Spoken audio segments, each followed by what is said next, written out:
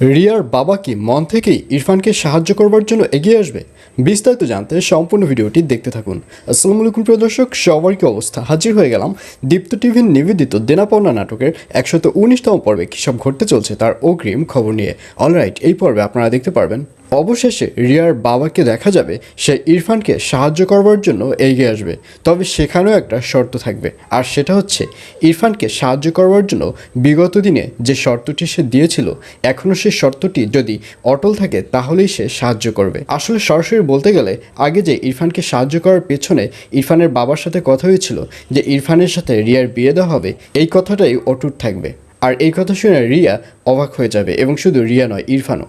তখন রিয়া বলবে, বাবা তুমি এসব কি বলছো?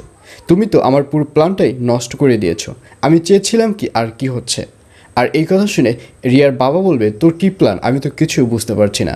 তখন রিয়া বলবে, আমি এখনই আবার দেশের বাইরে অর্থাৎ লন্ডন চলে যাব, কারণ আমি এসেছিলাম, আমি ভেবেছি যে তুমি নরম হয়ে গেছো, এই জন্যই আমি তোমার কাছে এসেছি। আর তুমি যেহেতু এরকম কঠিন একটা শর্ত আবার উঠিয়ে দিলে, তাহলে আমি এখনই লন্ডন চলে যাব।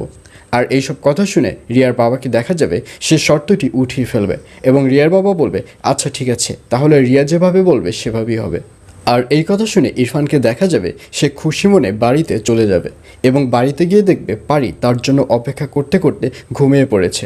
এবং এক পর্যায়ে ইরফানকে দেখা যাবে সে পারিকে কোলে করে নিয়ে এবার ইরফানের রুমে চলে যাবে।